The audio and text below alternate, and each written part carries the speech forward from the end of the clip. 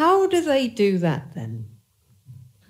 I mean, I think the saving grace about the nationalist right is that they find it hard to work with foreigners. And each other. And that, well, and no, each other. But that, yeah, well, precisely, by which I mean each other, which is that, you know, their agendas automatically clash because of the natures of the party they are. And that's a sort of inbuilt trick that was invented in the European Parliament to sort of ensure that it was pro-European groups that would ultimately run the Parliament, because it's only really pro-European groups that are keen on collaborating across Europe.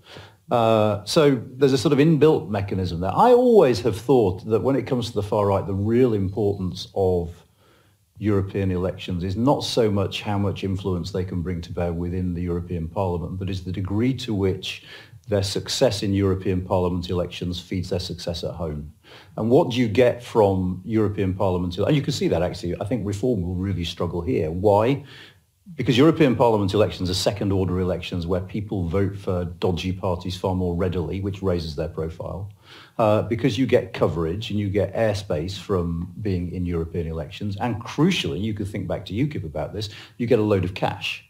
You get a whole load of money that can be used to organise yourself nationally. So actually, part of me thinks you don't breathe a sigh of relief and say the centre holds till all the countries where the right have done very well have had national elections. Because it's only at that point you know that there hasn't been that spillover effect that quite often you have between what goes on in European Parliament election and what goes on nationally. And I'll reiterate the points I made about the EPP earlier on. It's not simply enough to say the far right haven't won because their parties haven't won elections. UKIP never won an election and we seem to have left the European Union, right?